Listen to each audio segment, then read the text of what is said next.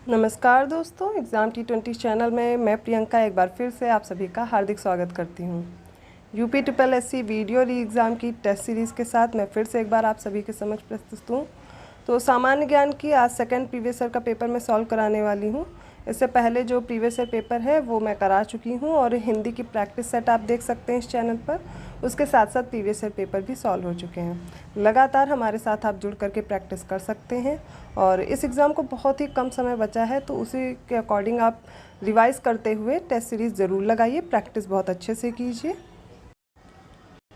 UP triple SC से related हर exam की preparation आप इस चैनल से जुड़ करके कर सकते हैं। जूनियर असिस्टेंट या फिर ग्राम पंचायत अधिकारी की जो वैकेंसी आई हैं उनकी साथ में ही प्रिपरेशन आप कर सकते हैं। ये प्रैक्टिस सेट सिर्फ वीडियो एग्ज़ाम के लिए ही नहीं है, आप यहाँ से प्रश्न देख करके अदर एग्ज़ाम की भी प्रिपरेशन उसी के अकॉर्डिंग कर सकते हैं। कोई भी एग्ज़ाम आप देने जा रहे हैं, सबसे पहले आप पाठ्यक्रम देखिए कैसा है, उस पाठ्यक्रम के अकॉर्डिंग आप सिलेबस प्रिपेयर करिए पूरा और फिर प्रैक्टिस ज़रूर करके जाइए, क्योंकि क्वेश्चंस अगर आप नहीं हल करेंगे, ज़्यादा से ज़्यादा मॉक टेस्ट नहीं लगाएंगे, तो वहाँ पर भी एफिशिएंसी नहीं मेंटेन कर पाते हैं। तो वीडियो एग्ज़ाम के बारे में बता दूँ, 3 सब्जेक्ट से प्रश्न आते हैं। हिंदी के 50 प्रश्न होते हैं, उसके साथ साथ जीएस के 50 प्रश्न होते हैं और रीजनिंग के 50 प्रश्न आते हैं। ये 150 मार्क्स के होंगे और ये 150 क्वेश्चन होते हैं, माफ़ कीजिएगा, 300 मार्क्स के। प्रत्येक प्रश्न 2 मार्क्स का होता है। तो इसी तरह आप इसमें प्रिपेयर कर सकते हैं। हिंदी की लगातार प्रैक्टिस हो रही है, क्लासेस भी चल रही हैं, उनको कीजिए, उनके साथ साथ क्वेश्चन भी सॉल्व कीजिए। अब जो है जीएस की क्लास चल रही है, तो जीएस में आप प्रीवियस से पहले लगाइए, फिर उसके साथ में प्रैक्टिस सेट भी आप लोग को करवाऊंगी। तो आज हम लोग दूसरा पेपर ले रहे हैं, 2018 का ही है और यह प्रैक्टिस सेट हम लोग लगाने वाले हैं जो कि प्रीवियस ईयर पेपर है। तो यहाँ पर अभी एक्सप्लेनेशन दिया गया है, जब मॉक टेस्ट करवाऊंगी वहाँ पर आपको क्वेश्चंस ऐसे मिलेंगे जिनके आंसर्स नहीं दिए होंगे, तो आप अपने आंसर कमेंट करके बता पाएंगे। चलिए बिना देर के स्टार्ट करते हैं। आज का पहला प्रश्न है कंप्यूटर से। कुछ प्रश्न कंप्यूटर से आते हैं, उसके बाद आप देखेंगे कि इतिहास से होंगे, फिर भूगोल से प्रश्न होंगे, जनगणना से प्रश्न आते हैं, यूपी स्पेशल से आते हैं। पिछले प्रश्न पत्र में आप लोग देख चुके हैं कि किस प्रकार के प्रश्न हैं। इसी तरह से आज अगला प्रश्न पत्र है और इसमें सबसे पहला क्वेश्चन पूछा गया है, कंप्यूटर में पिंग कमांड का उपयोग है। क्या उपयोग है इसका, ये बताना है। पहला ऑप्शन है बिजली की आपूर्ति की जांच करने के लिए। दूसरा ऑप्शन है किसी निर्दिष्ट गंतव्य कंप्यूटर तक पहुंचने के लिए स्रोत कंप्यूटर की क्षमता का परीक्षण करने के लिए। और थर्ड ऑप्शन है कंप्यूटर हार्डवेयर में किसी प्रकार की गलती का परीक्षण करने के लिए।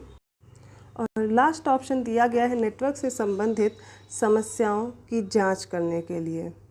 देखिए यहाँ पर जो उत्तर दिया गया है वो बी दिया गया है, लेकिन यूपी ट्रिपल एससी ने इस क्वेश्चन को इनवैलिड दे दिया था। किसी निर्दिष्ट गंतव्य कंप्यूटर तक पहुँचने के लिए स्रोत कंप्यूटर की क्षमता का परीक्षण करने के लिए पिंग कमांड का उपयोग किया जाता है, ये इसका उत्तर है।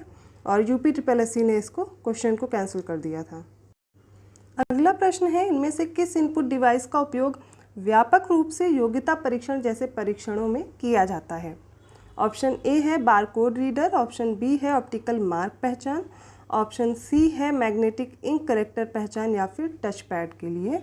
तो याद रखिए ऑप्शन बी करेक्ट होगा, ऑप्टिकल मार्क पहचान। ऑप्टिकल मार्क पहचान OMR बोलते हैं इसको। इनपुट डिवाइस का उपयोग व्यापक रूप से योग्यता परीक्षण जैसे प्रतियोगी परीक्षाओं में किया जाता है। यह एक ऐसा इनपुट साधन है जिसके उपयोग से किसी कागज़ पर बनाए गए चिन्हों को पहचाना जाता है। इसको भी अस्वीकार किया गया था। अगला प्रश्न देखते हैं, प्रिंट के दौरान गैर प्रभाव वाले प्रिंटर पेपर को स्पर्श नहीं करते हैं, वे कागज़ पर प्रतीकों को छापने के लिए रासायनिक गर्मी या फिर विद्युत संकेतों का उपयोग करते हैं। इनमें से कौन सा गैर प्रभाव प्रिंटर नहीं है, पूछा गया है, गैर प्रभाव प्रिंटर नहीं है। ऑप्शन ए है डॉट मैट्रिक्स, ऑप्शन बी है थर्मल, ऑप्शन सी है डेस्क जेट और ऑप्शन डी है लेज़र। इसका आंसर है डॉट मैट्रिक्स। परिणामों अथवा चित्रों को स्थायी दस्तावेज के रूप में प्राप्त करने के लिए प्रिंटर का प्रयोग किया जाता है। गैर प्रभाव वाले प्रिंटर प्रिंट के दौरान पेपर को स्पर्श नहीं करते हैं, अपितु वे कागज़ पर प्रतीकों को छापने के लिए रासायनिक गर्मी या विद्युत संकेतों का प्रयोग करते हैं। डॉट मैट्रिक्स गैर प्रभाव प्रिंटर नहीं है, क्योंकि ये क्या करते हैं, प्रिंट के दौरान ये कागज़ को स्पर्श करते हैं। जैसे रेलवे में निकलने वाले यात्रा टिकट होते हैं, उनमें इनका प्रयोग किया जाता है। अगला प्रश्न देखिए, निम्न में से कौन सा उपकरण किसी छवि को डिजिटलीकृत करके टेलीफोन लाइन पर चित्र और टेक्स्ट भेज या प्राप्त कर सकता है? प्लॉटर है, फैक्स मशीन है, साउंड कार्ड है या फिर मॉनिटर है? और इसका सही उत्तर है फैक्स मशीन। क्या करती है? यह एक प्रकार का उपकरण है जो किसी भी चित्र को डिजिटलीकृत करके टेलीफोन लाइन या चित्र और टेक्स्ट संदेश भेज या प्राप्त कर सकता है। अब बताना गया है, पूछा गया है अगले प्रश्न में, 5वां प्रश्न है कि इनमें से क्या उत्तर प्रदेश में नहीं है, अर्थात उसके अलावा 3 उत्तर प्रदेश में होंगे। विश्वनाथ मंदिर, अस्सी घाट, आगरा का किला या फिर विक्टोरिया मेमोरियल। तो आप याद रखिए इसमें ऑप्शन डी करेक्ट होगा। विक्टोरिया मेमोरियल कहाँ है? कोलकाता में। अस्सी घाट, विश्वनाथ मंदिर उत्तर प्रदेश में कहाँ? बनारस में, वाराणसी में। आगरा में क्या है? आगरा का किला है। तो याद रखिए विक्टोरिया मेमोरियल कहाँ है? कोलकाता में। तो आप जो भी इम्पॉर्टेंट मॉन्यूमेंट्स हैं ये याद रखिए और यूपी के खासकर याद रखिए कौन से हैं। इनमें से कौन सा धातु की कला, कौन सा स्थान धातु की कला रंगीन तामचीनी और जटिल नक्काशी के लिए प्रसिद्ध है? उत्तर प्रदेश में लखनऊ, उत्तर प्रदेश में वाराणसी, उत्तर प्रदेश में मुरादाबाद या फिर उत्तर प्रदेश में खुर्जा। इनमें से बताना है कौन सा है जो धातु की कला के लिए है। वो है उत्तर प्रदेश में मुरादाबाद। इसको देखिए, इसके बारे में उत्तर प्रदेश में मुरादाबाद जिला धातु कला, विशेषकर धातु निर्मित जो मूर्तियां हैं, रंगीन तामचीनी और जटिल नक्काशी के लिए प्रसिद्ध है। लखनऊ जरी और चिकन कुर्ते के लिए प्रसिद्ध है। खुर्जा किस लिए है? चीनी मिट्टी के बर्तन के लिए। और वाराणसी डीजल इंजन कारखाने के लिए और गलीचा निर्माण के लिए। आप हर एक ज़िले का अभी 1 डिस्ट्रिक्ट 1 प्रोडक्ट जो प्रोग्राम चल रहा है इसके तहत याद रखिए किसका कौन सा प्रोडक्ट है और जीआई टैग भी प्रिपेयर करना है। तो इन चीज़ों को प्रिपेयर करते चलिए। अगला प्रश्न है 2011 की जो जनगणना है इसके अनुसार बताना है उत्तर प्रदेश की आबादी क्या थी? लगभग 200 मिलियन, लगभग 400 मिलियन, लगभग 100 मिलियन या फिर लगभग 2.5 मिलियन। तो याद रखिए कितनी है? 200 मिलियन है। 15वीं जनगणना 2011 के अनुसार उत्तर प्रदेश की कुल जनसंख्या 200 मिलियन थी। संख्या की दृष्टि से देखें तो 1 अरब 99 करोड़ समथिंग है आगे, जो कि कुल जनसंख्या का कितना है ये जरूर याद रखिए। 16.5% जो भाग है भारत का, जो 16.5% जनसंख्या है वो सिर्फ उत्तर प्रदेश में रहती है। 15वीं जनगणना 2011 का ध्येय वाक्य क्या था? हमारी जनसंख्या हमारा भविष्य। ये मोटो ज़रूर याद रखिए, पूछा जा सकता है। अब 8वां प्रश्न है, निम्नलिखित पंक्तियों में उत्तर प्रदेश के किस लोक नृत्य के बारे में बात की जा रही है? इस स्टेटमेंट से हमें पहचानना है, ये जो पैराग्राफ दिया गया है। यह संतुलन का एक कठिन कार्य है जहां पर्दे में एक महिला नर्तक लकड़ी के पिरामिड मंच पर 108 तेल के लैंप को अपने सिर पर रखकर प्रदर्शन करती है। गीत मुख्य रूप से इस क्षेत्र में पैदा हुए भगवान कृष्ण की प्रशंसा और सम्मान में लिखे गए हैं। अब बताना है यह कौन सा नृत्य है? चरकुला है, ख्याल है, रासलीला है, रामलीला है। मोस्ट इम्पॉर्टेंट क्वेश्चन है चरकुला नृत्य। याद रखिए, देखिए नृत्य पूछने का तरीका भी आप देख लीजिए, डायरेक्ट प्रश्न ना पूछ करके आपसे उसकी जो विशेषताएं हैं वो दे करके पूछा गया है। तो इस प्रकार के प्रश्न आपको पता होने चाहिए और उनके बारे में डिटेल भी पता होनी चाहिए। जैसे चरकुला नृत्य है, उत्तर प्रदेश के मथुरा जिला है जो कि ब्रज क्षेत्र बोला जाता है। यहाँ का विशेष नृत्य उत्सव है जिसमें स्त्री और पुरुष स्त्री रूप धारण करते हैं और सिर पर मिट्टी के 7 घड़े और उस पर 108 तेल के लैंप दीपक रख करके डांस करते हैं। ये एक संतुलन का कठिन कार्य होता है। चरकुला नृत्य जो है वो भगवान श्री कृष्ण की प्रशंसा और सम्मान के लिए लिखे गए हैं। अब अगला प्रश्न है, इनमें से कौन सी मुख्य एजेंसियों में से एक नहीं है जो उत्तर प्रदेश में भारी मात्रा में अनाज भंडारण में शामिल है? FCI है, FDI है, SWC है या CWC है? इसमें FDI नहीं है, बाकी क्या है? सारी हैं। FCI Food Corporation of India, ठीक है, इसका फुल फॉर्म है। SWC क्या है? State Warehousing Corporation. और जो CWC है वो सेंट्रल वेयर हाउसिंग कॉरपोरेशन है। ये कुछ मुख्य एजेंसियां हैं जो उत्तर प्रदेश में भारी मात्रा में अनाज भंडारण में शामिल हैं। FDI है फॉरेन डायरेक्ट इन्वेस्टमेंट, किसी एक देश की कंपनी का दूसरे देश में किया गया निवेश प्रत्यक्ष विदेशी निवेश कहलाता है, जिसको FDI कहते हैं। और प्रत्यक्ष निवेश जो होते हैं विदेशी निवेश, ये कितने प्रकार के होते हैं? 2, ग्रीनफील्ड निवेश और पोर्टफोलियो निवेश। 10वां प्रश्न है, निम्नलिखित में से कौन सा विकल्प उत्तर प्रदेश की महत्वपूर्ण अनाज फसलों के नाम का उल्लेख करती हैं? पहला ऑप्शन है चावल, गेहूं, जमीन, अखरोट, जौ और मक्का। ऑप्शन बी है चावल, गेहूं, बाजरा, जौ और मक्का। ऑप्शन सी है चावल, गेहूं, बाजरा, जौ और ज्वारी। और लास्ट ऑप्शन है चावल, गेहूं, बाजरा और मक्का, है ना। ये दिए गए हैं, इनमें से बताना है कौन सा ऑप्शन सही है। ठीक है, तो इसका होगा चावल, गेहूं, बाजरा, जौ और मक्का। ये उत्तर प्रदेश की महत्वपूर्ण फसलों में आते हैं, याद रखिए। खाद्यान्न उत्पादन की दृष्टि से उत्तर प्रदेश देश में प्रथम स्थान पर रहता है और गेहूं, गन्ना और आलू उत्पादन में यूपी प्रथम स्थान पर है। इसके साथ साथ आप अमरूद याद रखिए, है ना। और जनगणना 2011 के अंतिम आंकड़ों के अनुसार यूपी राज्य के कुल कर्मकारों में कृषि कर्मकारों का योगदान जो है वो 59.3% है। प्रयोगशाला से खेतों तक कार्यक्रम का शुभारंभ यूपी राज्य द्वारा ही किया गया है। तो आप ये एक्सप्लेनेशन देख सकते हैं, इससे रिलेटेड कुछ फैक्ट भी दिए गए हैं, उनको भी तैयार रखिए। कृषिगत आंकड़े बहुत इंपॉर्टेंट हैं इस एग्ज़ाम के लिए। कृषि आर्थिक अनुसंधान केंद्र रिपोर्ट 2014-15 के अनुसार उत्तर प्रदेश के बारे में कौन सा सच नहीं है, अर्थात कौन सा गलत वाक्य दिया गया है, ये पूछा गया है। यूपी में 28 कृषि विज्ञान केंद्र हैं, केवीके हैं। उत्तर प्रदेश में 5 भारतीय कृषि अनुसंधान परिषद ICAR संस्थान हैं। यूपी में 4 राज्य कृषि विश्वविद्यालय SAU हैं और यूपी में 4 राष्ट्रीय शोध केंद्र NRC हैं। जो सेकंड स्टेटमेंट है वो गलत दिया गया है। क्या गलत दिया गया वो देख लीजिए। कृषि आर्थिक अनुसंधान रिपोर्ट जो 2014-15 की, उसके अनुसार यूपी में 28 कृषि विज्ञान केंद्र हैं, 10 भारतीय कृषि अनुसंधान ICAR हैं, जबकि 4 SAU हैं और 4 NRC हैं। ये फैक्ट याद कर लीजिए। 28 KVK, 10 ICAR, 4 SAU और 4 क्या है NRC। अगला प्रश्न है, ललित कला अकादमी उत्तर प्रदेश कलाकारों को छात्रवृत्ति से पुरस्कृत करता है।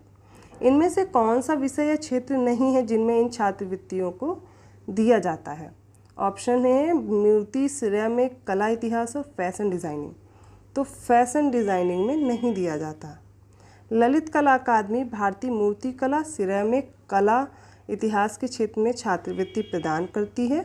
राज्य ललित कला अकादमी की स्थापना कब हुई थी वो डेट याद कर लीजिए, 1962 में हुई थी और डॉक्टर संपूर्णानंद इसके प्रथम अध्यक्ष थे। अगला प्रश्न है, उत्तर प्रदेश में नहरों के माध्यम से सतह के पानी की बेहतर आपूर्ति प्रदान करने के लिए इनमें से कौन सा प्रमुख सिंचाई और बहुउद्देशीय परियोजनाओं में से एक नहीं है?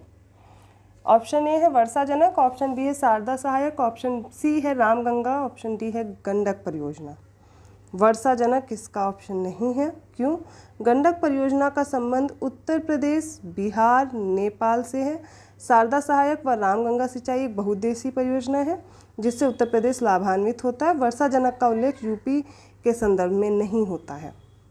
अगला प्रश्न है, चंद्रगुप्त मौर्य के इस प्रसिद्ध राजनीतिक सलाहकार को निम्नलिखित सभी नामों से जाना जाता है, इसके अलावा तो कौन सा नाम है जिससे नहीं जाना जाता है, ये प्रश्न पूछना चाह रहा है। थोड़ा ढंग से प्रश्न पढ़ के उत्तर दीजिएगा क्लासरूम में।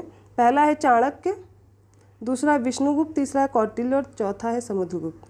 तो समुद्रगुप्त नहीं बोला जाता था, जबकि इनका नाम चाणक्य भी है, विष्णुगुप्त भी है और कौटिल्य भी है। कौटिल्य अथवा चाणक्य अथवा विष्णुगुप्त एक राजनीतिक व चंद्रगुप्त मौर्य के महामंत्री के रूप में प्रसिद्ध थे। इनका व्यक्तिवाचक नाम विष्णुगुप्त, स्थानीय नाम चाणक्य या चाणक्यवासी तथा गोत्र इनका नाम कौटिल्य या कुटिल्य था और इन्होंने चंद्रगुप्त मौर्य के साथ मिलकर मौर्य साम्राज्य की नींव डाली थी। अगला प्रश्न है बौद्ध धर्म से रिलेटेड। पाली में बौद्ध ग्रंथों को आमतौर पर त्रिपिटक यानी थ्रीफोल्ड बास्केट कहा जाता है। इनमें से कौन सा त्रिपिटकों में से एक नहीं है? अभिधम्म पिटक, सुत्त पिटक, उपसाका पिटक या फिर विनय पिटक। इनमें से बताना है और इसका सही उत्तर उपसाका पिटक नहीं है, जबकि त्रिपिटक में अभिधम्म पिटक आता है, सुत्त पिटक और विनय पिटक। देखिए, जिसको भी एंशिएंट हिस्ट्री में अगर कोई भी दिक्कत है तो उसके लिए स्पेशल क्लास अवेलेबल है इस चैनल पर।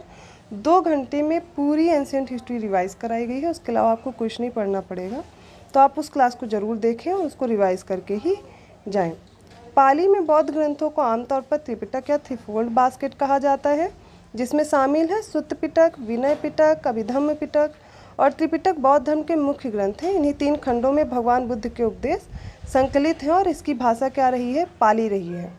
अगला प्रश्न है 11वां या फिर आखिरी सिख गुरु कौन थे?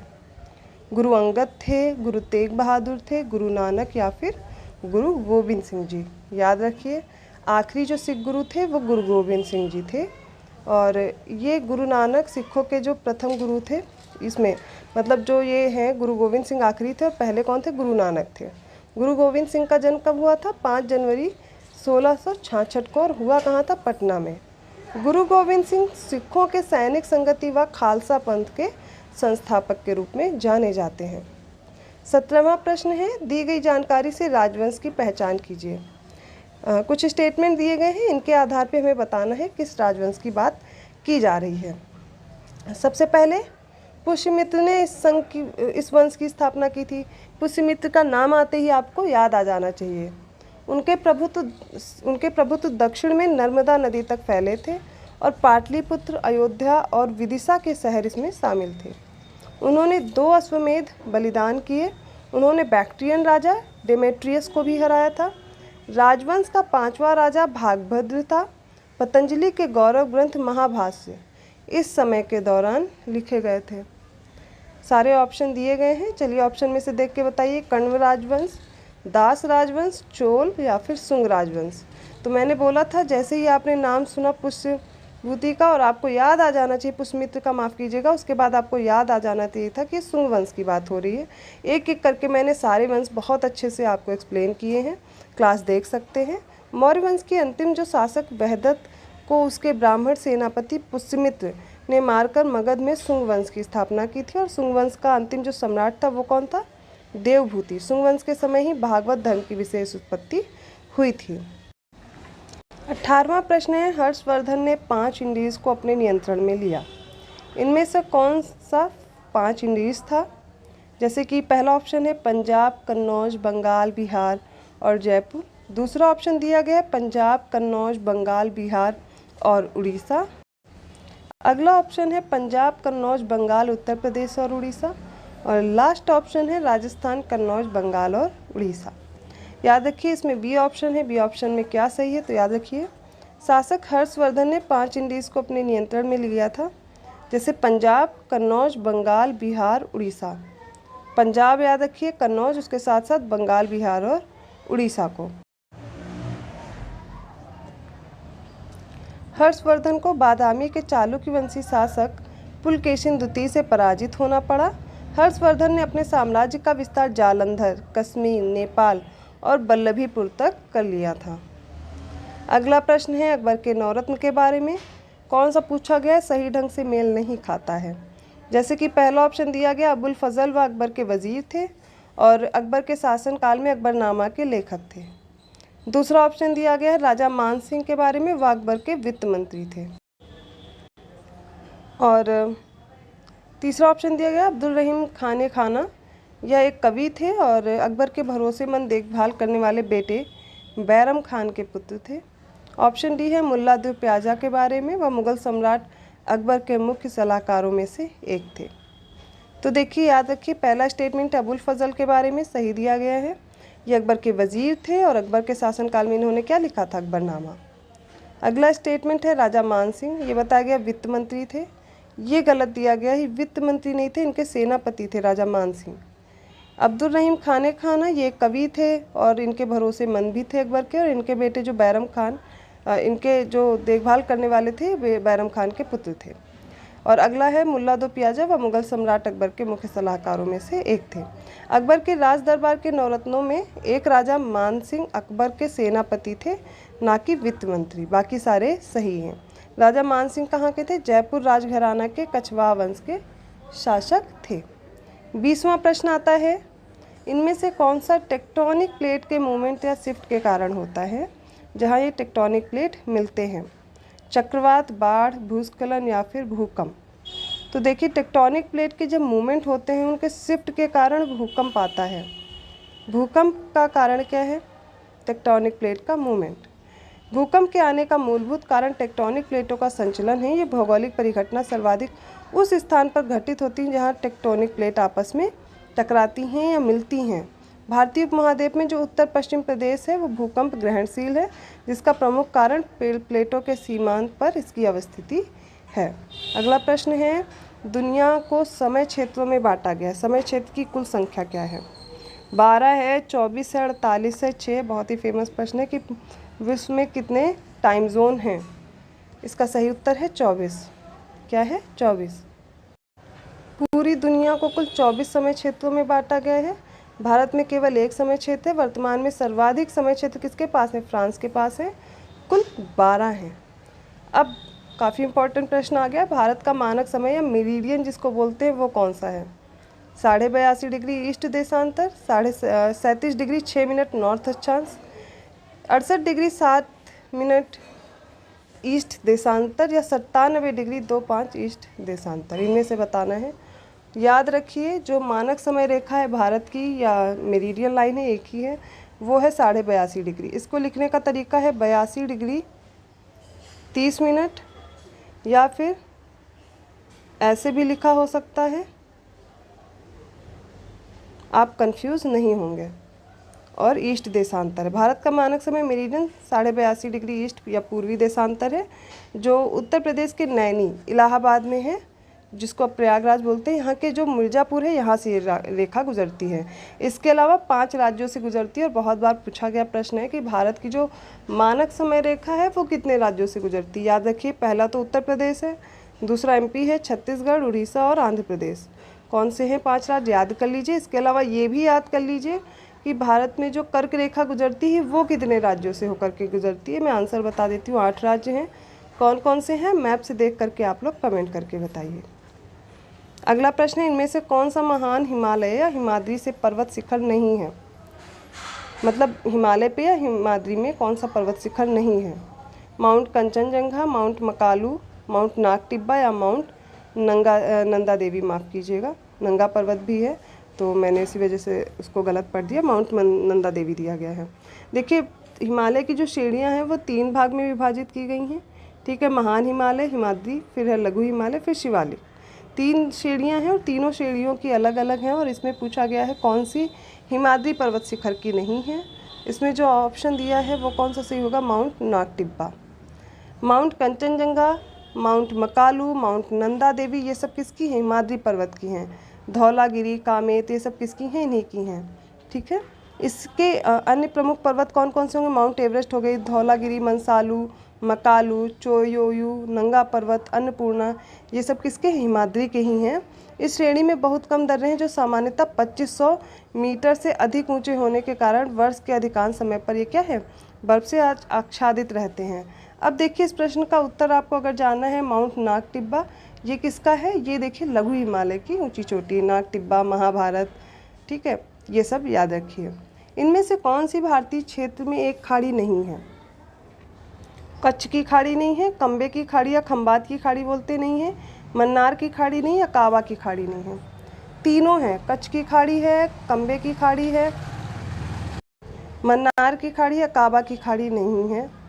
सबसे पहले आप याद रखिए, देखिए गुजरात वाला जो रीजन है यहाँ पर कच्छ की खाड़ी आपको दिखेगी, खंबात की खाड़ी भी दिखेगी। ठीक है, इधर से जब आएंगे ये वाला क्षेत्र तो यहाँ पर श्रीलंका के पास क्या है? मन्नार की खाड़ी है, ये भी याद रखिए। लेकिन अकाबा की खाड़ी नहीं है। कच्छ, खंबात और मन्नार की खाड़ियाँ भारतीय भौगोलिक क्षेत्र में स्थित हैं, जबकि अकाबा की खाड़ी कहाँ है? लाल सागर के उत्तरी भाग में, सिनाई प्रायद्वीप से पूर्व में तथा अरब की मुख्य भूमि से पश्चिम में स्थित है। अकाबा खाड़ी के किनारे मिस्र, इजराइल, जॉर्डन, सऊदी अरब ये देश स्थित हैं। मैप पर अगर आप एक बार देख लेंगे तो इन चीज़ों को कभी नहीं भूलेंगे। इस तरह के प्रश्न आप मैप पे ज़रूर मार्क कर लिया कीजिए। इनमें से कौन सा यूरोपीय देश है? बुल्गारिया दिया गया है, सूडान, बेनिन या फिर घाना। तो बुल्गारिया याद रखिए यूरोपीय देश है। बुल्गारिया यूरोप महाद्वीप का एक देश है। इसकी राजधानी सोफिया है। इसके पूर्व में काला सागर अवस्थित है। बुल्गारिया लेव इसकी आधिकारिक मुद्रा है। करेंसी और कैपिटल दोनों याद करना इम्पोर्टेंट है।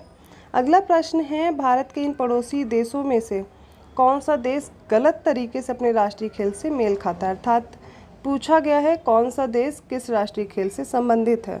इससे रिलेटेड शॉर्ट्स अवेलेबल हैं, आप इस चैनल पर विजिट कीजिए और उनको बहुत ही कम समय में तैयार कर सकते हैं। जैसे अफ़गानिस्तान का बुज़काशी दिया हुआ है, बांग्लादेश का क्रिकेट, भूटान का तीरंदाजी और नेपाल का वॉलीबॉल। बांग्लादेश को छोड़ के बाकी सारे सही मैच हैं। तो किसका क्या है याद रखिए, बांग्लादेश का क्या है, कबड्डी है, बाकी सारे सही हैं। जैसे कि भूटान का तीरंदाजी है, नेपाल का वॉलीबॉल है, श्रीलंका का भी वॉलीबॉल है, पाकिस्तान और भारत दोनों का हॉकी है और बांग्लादेश का भी।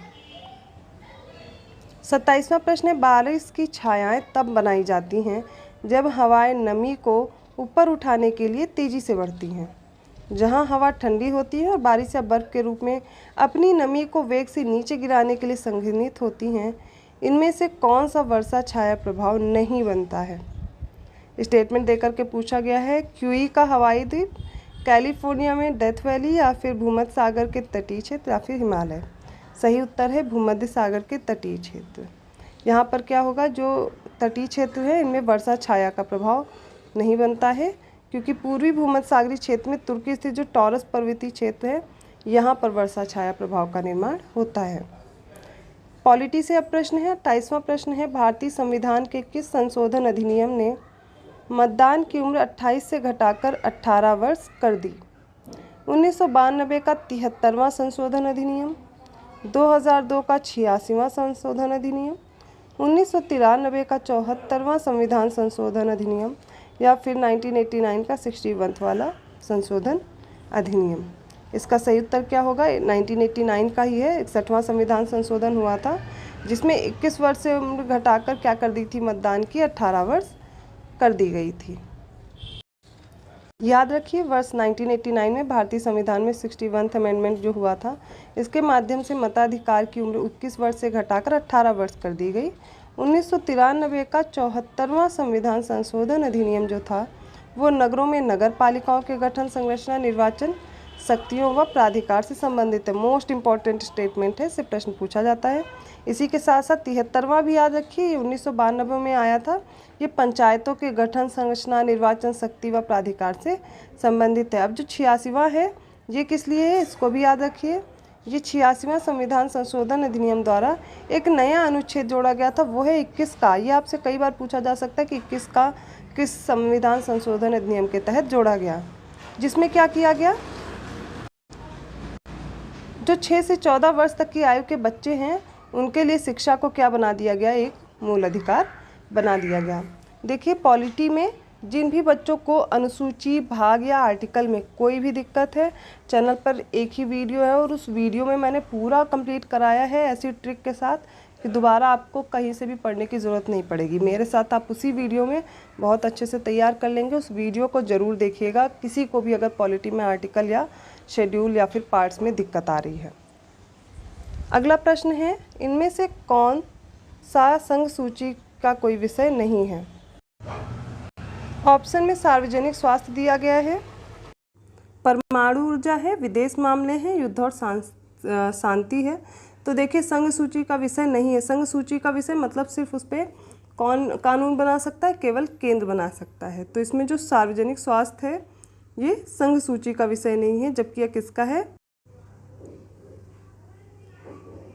सार्वजनिक स्वास्थ्य विषय राज्य सूची का विषय है। परमाणु ऊर्जा, विदेशी मामले, युद्ध और शांति, संचार संघ सूची के मुख्य विषय हैं।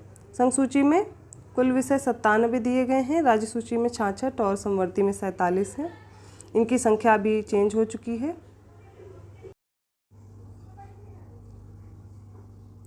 तीसवां प्रश्न करंट अफेयर का है, कृषि में नवाचार और उद्यमिता को बढ़ावा देने के उद्देश्य से भारत सरकार स्टार्टअप है और उन्हें संभावित निवेशकों से जुड़ने में सक्षम बनाने के लिए एक नया कार्यक्रम शुरू कर रही है। इस कार्यक्रम का नाम पूछा गया था PMFBY, एग्री उड़ान, PMKSY या फिर एगमार्कनेट। तो इसका सही उत्तर है एग्री उड़ान। देखिए, कृषि में नवाचार और उद्यमिता को बढ़ावा देने के उद्देश्य से भारत ने स्टार्टअप शुरू किया था। ये कब शुरू किया था, 4 अगस्त 2017। इस तरह से जो भी स्टार्टअप हैं, जो नई योजनाएं हैं सरकार की, भारत सरकार की हों या फिर उत्तर प्रदेश सरकार की हैं, वो सारी तैयार करनी है। अगला प्रश्न है, निम्नलिखित में से कौन सा संसद का कार्य नहीं है। संसद विधायी कानून बनाने और वित्तीय कार्य करती है, जिसमें धन बिल और बजटीय कार्य, इसके अलावा यह कार्यकारी को भी नियंत्रित करती है और इसकी जवाबदेही सुनिश्चित करती है। संसद के बारे में पूछा गया है। नेक्स्ट ऑप्शन है संसद कुछ चुनावी कार्य करती है क्योंकि यह भारत के राष्ट्रपति और उपराष्ट्रपति का चुनाव करती है। तीसरा ऑप्शन है संसद में संविधान यानी संशोधन शक्ति में परिवर्तनों पर चर्चा करने और लागू करने का अधिकार है। ऑप्शन डी दिया गया संसद के पास कोई न्यायिक कार्य नहीं है और राष्ट्रपति, उपराष्ट्रपति, सुप्रीम कोर्ट, उच्च न्यायालयों के न्यायाधीशों को हटाने के लिए मंत्रियों की परिषद जिम्मेदार है और यही ऑप्शन गलत दिया गया है, बाकी सारे सही हैं। याद रखिए संसद की न्यायिक शक्तियाँ क्या क्या हैं वो याद कर लीजिए। पहला तो है संविधान के उल्लंघन पर राष्ट्रपति को पदमुक्त करने की शक्ति, दूसरा है उपराष्ट्रपति को उसके पद से हटाने की शक्ति, तीसरा है उच्चतम न्यायालय के जो मुख्य न्यायाधीश भी हैं उनको भी सम्मिलित कर लिया जाए और उच्च न्यायालय के न्यायाधीशों, मुख्य चुनाव आयुक्त, नियंत्रक एवं महालेखा परीक्षक, इन सबको राष्ट्रपति की सिफारिश से हटाया जाना और अपने सदस्यों या बाहरी लोगों को संसद की अवमानना या फिर विशेषाधिकारों के उल्लंघन के लिए दंडित करना। ये सारे कार्य किसके हैं? संसद के हैं। एक एक करके इनको तैयार कर लीजिए। 32वां प्रश्न है कलकत्ता, जो कि अब कोलकाता है, इसमें भारतीय सांख्यिकी संस्थान की स्थापना किसने की थी? आर.सी. देसाई, पी.सी. महानबोलिस या फिर दादा भाई नौरोजी, वी.के. आर.वी. राव। इसका सही उत्तर है पी.सी. महानबोलिस ने। भारतीय सांख्यिकी संस्थान की स्थापना पी.सी. महालनोबिस ने की थी। भारतीय सांख्यिकी संस्थान ISI अनुसंधान, शिक्षण एवं सांख्यिकी के अनुप्रयोग, प्राकृतिक विज्ञान एवं सामाजिक विज्ञान के प्रति समर्पित एक अद्वितीय संस्थान है जिसकी स्थापना 17 दिसंबर 1931 में कलकत्ता में हुई थी। इसके 4 केंद्र हैं दिल्ली, बेंगलुरु, चेन्नई और तेजपुर में ये सारे अवस्थित हैं। 33वां प्रश्न है प्राथमिक क्षेत्र में श्रमिक एक वर्ष में ज़्यादातर समय बेरोजगार रहते हैं, इसलिए यदि इनमें से कुछ श्रमिक प्राथमिक क्षेत्र से अन्य क्षेत्रों में स्थानांतरित किए जाते हैं तो कुल प्राथमिक उत्पादन में कोई बदलाव नहीं होगा। इस प्रकार की बेरोजगारी को जाना जाता है। किस प्रकार की बेरोजगारी है? या अल्पकालिक है, अंतर्निहित है, अस्थायी बेरोजगारी है या फिर संगठित बेरोजगारी? इसका सही उत्तर है अंतर्निहित बेरोजगारी। अंतर्निहित बेरोजगारी में प्राथमिक क्षेत्र में श्रमिक एक वर्ष में अधिकतर समय बेरोजगार रहते हैं, इसलिए यदि इनमें से कुछ श्रमिक प्राथमिक क्षेत्र से अन्य क्षेत्रों में स्थानांतरित भी कर दिए जाएं तो कुल प्राथमिक उत्पादन में कोई बदलाव नहीं होगा। कृषि क्षेत्र में सर्वाधिक अंतर्निहित बेरोजगारी परिलक्षित होती है। इनमें से कौन सा महात्मा गांधी का आर्थिक विचार नहीं है? गैर हिंसक अर्थव्यवस्था, विकेंद्रीकरण, कुटीर उद्योग, मशीनरी और नवीनतम तकनीकी का अधिकतम उपयोग, गांवों या फिर सर्वोदय का पुनर्जन्म। देखिए A, B और D ये सारे हैं उनके विचार। इनमें से कौन सा नहीं है? तो मशीनरी और नवीनतम तकनीकी का उपयोग करना।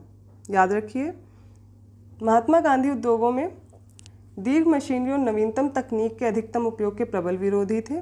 और महात्मा गांधी के प्रमुख आर्थिक विचार क्या क्या हैं? गैर हिंसक अर्थव्यवस्था, अर्थात बिना किसी जीव जंतु को नुकसान पहुंचाए आर्थिक क्रियाकलापों में बढ़ोतरी करना। सेकंड ऑप्शन है शासन प्रशासन का विकेंद्रीकरण, अर्थात सभी की भागीदारी को बढ़ाने का पक्षधर होना। ऑप्शन डी है लघु व कुटीर उद्योगों के समर्थक। ऑप्शन 4 है, मतलब ऑप्शन नहीं है, सारे उनके जो हैं उनके जो विचार हैं वो दिए गए हैं। गांवों का सर्वोदय अर्थात प्रवसन के लिए बिना रोजगार उपलब्धता कराना। अगला 35वां प्रश्न है 7 मिशन कार्यक्रम का उद्देश्य लक्षित मील का पत्थर हासिल करने के लिए शहरों को निधि देना है। इस कार्यक्रम के अलावा सभी विकल्प शामिल हैं। 100 स्मार्ट सिटी मिशन, अमृत या फिर कायाकल्प और शहरी परिवर्तन के लिए अटल मिशन, हृदय राष्ट्रीय विरासत या शहर विकास और उन्नति योजना और अंतरिक्ष साहसिक पर राष्ट्रीय मिशन। इसका सही उत्तर है ऑप्शन डी अंतरिक्ष साहसिक पर राष्ट्रीय मिशन। याद रखिए 7 मिशन कार्यक्रम का मुख्य उद्देश्य क्या है? शहरों में अधोसंरचनात्मक सुधार के लिए वित्त या फिर निधि जो कि फंड उपलब्ध कराना है। 100 स्मार्ट सिटीज़ में मिशन चल रहा है। अमृत कायाकल्प और शहरी परिवर्तन के लिए अटल मिशन चल रहा है। हृदय जो है ये राष्ट्रीय विरासत और शहर विकास और उन्नति योजना है जिसमें कि अलग अलग शहर इसमें शामिल किए जाते हैं। अगला प्रश्न है 36वां यथा अगस्त 2018 से राज्यसभा के अध्यक्ष कौन है? देखिए उस समय M वेंकैया नायडू थे, ये नहीं थे। देखिए राज्यसभा का अध्यक्ष याद रखिए कौन होता है? उपराष्ट्रपति होते हैं। तो इस समय कौन है? प्रेजेंट टाइम में है जगदीप धनखड़ जी। याद रखिए कौन है? जगदीप धनखड़ जी। याद रखिए अगर आपसे लोकसभा अध्यक्ष पूछ लिया जाए तो कौन है? ओम बिरला। कौन है? ओम बिरला। याद रहेगा। चलिए अगला प्रश्न है, मध्य प्रदेश राज्य सरकार ने एक योजना शुरू की जहां बीपीएल के नीचे परिवारों को ₹200 प्रतिमाह की लागत से बिजली प्रदान की जाएगी और इस योजना का नाम पूछा गया है। तो जो भी सरकार की नई योजनाएं आती हैं ध्यान में रख के उनको याद करते चलिए। इसका था संबल योजना, और संबल योजना के बारे में और भी पढ़ लीजिए क्या है। मध्य प्रदेश राज्य सरकार ने जन कल्याण योजना दिसंबर 2018 में प्रारंभ की थी। इसके अंतर्गत जो बीपीएल परिवार हैं, गरीबी रेखा से जो नीचे जीवन व्यतीत कर रहे हैं, उन्हें 200 रुपये प्रतिमाह की लागत से बिजली प्रदान की जाएगी और इसका मुख्य उद्देश्य क्या है, राज्य के हर घर तक बिजली पहुंचाना। इससे रिलेटेड और भी जो योजनाएं चल रही हैं उनको भी तैयार कीजिए। थॉमस कप, जिसे कभी कभी पुरुषों की टीम चैंपियनशिप कहा जाता है, ये देखिए खेल से रिलेटेड जो प्रश्न है वो करंट अफेयर के ही हैं और इसी तरह के प्रश्न पूछे भी जाएंगे। खेल के वैश्विक शासी निकाय बैडमिंटन वर्ल्ड फेडरेशन के सदस्य राष्ट्रों का प्रतिनिधित्व करने वाली टीमों में एक अंतर्राष्ट्रीय बैडमिंटन प्रतियोगिता है। किस टीम ने थॉमस कप 2018 जीता था? तो वो था चीन ने जीता। ठीक है। अगला प्रश्न है, नीचे कुछ महत्वपूर्ण घटनाएं और तिथियां हैं जिन्हें 2018 में मनाया गया था, इनमें से कौन सा सही मिलान नहीं है? जैसे आप डेट याद रखिए, ये तो इम्पॉर्टेंट प्रश्न है ही है कि विश्व रेड क्रॉस दिवस कब मनाया जाता है या जो भी क्रांति है, ये सब दी गई हैं, इनको पढ़ते हैं हम लोग। तो विश्व रेड क्रॉस दिवस 8 मार्च को दिया गया है। गोवा क्रांति दिवस GRD जिसको बोलते हैं 18 जून दिया गया है। बाल श्रम के खिलाफ विश्व दिवस 12 जून को दिया गया है। संयुक्त राष्ट्र UN द्वारा पहला विश्व साइकिल दिवस WBD 3 जून को दिया गया है। और इसमें जो विश्व रेड क्रॉस डे है वो प्रतिवर्ष 8 मई को मनाया जाता है, जबकि 8 मार्च को क्या होता है, अंतर्राष्ट्रीय महिला दिवस। उसके अलावा सारे क्या हैं, सुमेलित दिए गए हैं। याद करिए जो भी इम्पॉर्टेंट डेज़ हैं, जैसे कि अभी वर्ल्ड TB डे मनाया गया था, है ना, ये सब चीज़ें आप याद करिए। उसका इम्पॉर्टेंट कोड क्या रहा है ये याद रखना है। 40वां प्रश्न है, दी गई जानकारी से मिशन की पहचान करें। केंद्रीय बजट 2018 में वित्त मंत्री अरुण जेटली ने जनजातीय समुदाय के बच्चों को शिक्षित करने के लिए योजना की घोषणा की थी और इसका सही उत्तर है एकलव्य मॉडल आवासीय स्कूल। ठीक है। इस तरह की जो योजनाएं हैं इनसे देखिए करंट अफेयर के प्रश्न बनते हैं। अगला प्रश्न है, भारत दुनिया में सबसे बड़ा फल उत्पादक है? दूसरा है, तीसरा है, चौथा है या पाँचवा है? तो भारत दूसरा है सबसे बड़ा फल उत्पादक। ठीक है, जिसमें सबसे पहले नंबर पे आता है चीन और उसके बाद आता है भारत। ठीक है, याद रहेगा। अगला प्रश्न है, कब भारत सरकार ने किसानों को 2020 तक यूरिया सब्सिडी दी? याद रखिए 2018 तक। 43वां प्रश्न है, ई राकम कंपनी भारत सरकार की एक पहल धातु स्क्रैप ट्रेड कॉरपोरेशन लिमिटेड और CRWC की संयुक्त पहल के रूप में कार्य करेगी। ये WC का फुल फॉर्म पूछा गया है, ये क्या है? ये Central Railside Warehousing Company Limited. ठीक है, क्या है? Central Railside Warehousing Company Limited. ठीक है, ये धातु स्क्रैप ट्रेड कॉरपोरेशन लिमिटेड के साथ मिलकर के कार्य करेगी।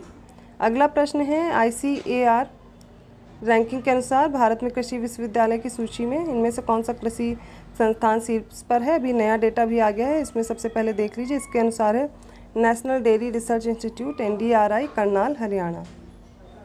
अगला प्रश्न है 45वां, भारत में कई केंद्रीय सरकारी संगठन हैं जो कृषि विपणन में शामिल हैं, इनमें से कौन सा संगठन नहीं है? भारत कपास निगम, भारतीय खाद्य निगम, कृषि लागत और कीमतों का आयोग और भारत के कृषि निगम। तो इनमें से यही नहीं है भारत के कृषि निगम।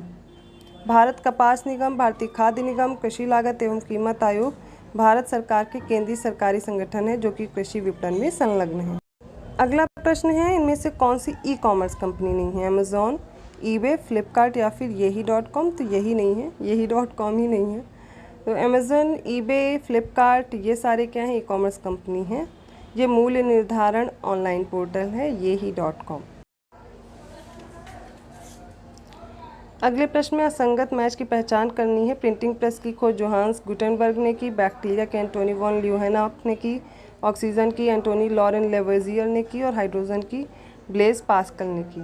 तो यहाँ पर ऑक्सीजन और हाइड्रोजन के गलत दिए गए। बाकी प्रिंटिंग प्रेस के जो आविष्कारक हैं वो कौन है? Johannes Gutenberg. और बैक्टीरिया की खोज एंटोनी वॉन ल्यूहेनॉक ने की थी। ऑक्सीजन की खोज का श्रेय किसको दिया जाता है? जोसेफ प्रिंस्टले व कार्ल विल्हम सीले। जबकि एंटोनी लॉरेन लेवेजियर, इनको आधुनिक रसायन शास्त्र का पिता माना जाता है। हाइड्रोजन की खोज हेनरी कैवेंडिश ने की थी तथा ब्लेज पास्कल एक क्या हैं? गणितज्ञ थे। तो इस प्रकार से आप प्रश्न उत्तर देख लीजिए कैसे कैसे पूछे जा रहे हैं। निम्नलिखित में से कौन से कानून सिद्धांत सही तरीके से मेल नहीं खाते हैं? साइंस का प्रश्न है, एवोगाड्रो का जो कानून है, एक ही तापमान और दबाव में सभी गैसों के बराबर मात्रा में अणुओं की समान संख्या होती है। अगला है बॉयल का नियम दिया गया, गैसों में दबाव और मात्रा के बीच संबंध है। संक्रमण सिद्धांत के अनुसार व्यक्ति से व्यक्ति में संचरित होने वाली जीवित एजेंट के कारण होने वाली संक्रामक बीमारियां। और जो हुंड का नियम है वो कहता है परमाणु में कोई भी 2 इलेक्ट्रॉन एक ही ऊर्जा स्तर पर नहीं रख सकते हैं। इसका ऑप्शन डी करेक्ट होगा। क्यों है, आइए देख लेते हैं। हुंड ने रसायन शास्त्र में बहुलता का नियम प्रतिपादित किया, जिसके अनुसार इलेक्ट्रॉन तब तक युग्मित नहीं होते जब तक कि रिक्त कक्षक प्राप्य है, अर्थात जब तक संभव है इलेक्ट्रॉन अयुग्मित अवस्था में रहते हैं। इसके अलावा सारे सही दिए गए हैं। अब बताना है आईने अकबरी किसने लिखी है, फैज़ी ने, बीरबल ने, अबुल फजल ने या फिर मुल्ला दुप्याजा ने। तो याद रखिए अबुल फजल ने आईने अकबरी लिखी है और अकबरनामा भी इन्होंने ही लिखा। अबुल फजल अकबर के नौरत्नों में एक हैं, जिन्हें सर्वप्रथम तौहीद इलाही तथा दीन इलाही का प्रधान पुरोहित बनाया गया। अबुल फजल ने कालिया दमन श्री कृष्ण का फ़ारसी में अनुवाद किया तथा अपने ग्रंथों में अमेरिका की खोज का उल्लेख किया है। शहजादा सलीम के सारे पर ओरछा के बुंदेला सरदार वीर सिंह देव के मार्ग में अबुल फजल की हत्या कर दी थी। अगला जो लास्ट प्रश्न है, असंगत मैच की पहचान करनी है। पहला जो ऑप्शन है आशा और इतिहास के बीच बिल क्लिंटन, और पक्षी और जानवर के लिए मार्क ट्वेन दिए गए हैं। ब्लैक होल और बेबी यूनिवर्सिटी की थ्योरी के लिए स्टीफन हॉकिंग बताए गए हैं। ब्रोकन विंग जो थ्योरी है वो इंदिरा गांधी की है। तो इनमें से बताना है कौन सा किसका है। तो ऑप्शन डी जो इसमें ब्रोकन विंग दिया गया है ये गलत है, बाकी सारे सही हैं। जो ब्रोकन विंग है वो सरोजनी नायडू की नहीं है, जबकि किसकी है, इंदिरा गांधी की है। उसके अलावा आशा और इतिहास के बीच किसकी है, बिल क्लिंटन की है, माफ़ कीजिएगा बिल क्लिंटन की। पक्षी और जानवर की मार्क ट्वेन की है और ब्लैक होल और बेबी यूनिवर्सिटी स्टीफन हॉकिंग की है। यहाँ तक हमने 50 प्रश्न जीएस के जो कि प्रीवियस ईयर पेपर के हैं वो पूरी एनालिसिस की है, उसकी व्याख्या भी देखी है। आई होप आप सभी ने पूरा वीडियो देखा होगा और आपको यदि वीडियो अच्छा लगा है तो प्लीज़ लाइक करना मत भूलिए, चैनल को सब्सक्राइब ज़रूर कीजिए और लोगों को भी ये वीडियो शेयर कीजिए। आई होप आपको इससे काफ़ी लाभ मिलेगा। इसके बाद से कुछ प्रीवियस ईयर पेपर सॉल्व करने के बाद अब हम लोग प्रैक्टिस सेट पे आने वाले हैं। और इससे पहले आप जो थ्योरी कंप्लीट कराई जा रही है, जो भी सब्जेक्ट कंप्लीट कराए जा रहे हैं इस चैनल पर, वो देखिए और उसके साथ साथ हिंदी प्रैक्टिस बहुत अच्छे से कीजिए, क्योंकि हिंदी एक ऐसा सब्जेक्ट है जहाँ से आप बहुत अच्छा स्कोर कर सकते हैं। चैनल को सब्सक्राइब करना मत भूलिए और लोगों को भी शेयर कीजिए। ये मैं दोबारा आपसे बोल रही हूँ। धन्यवाद।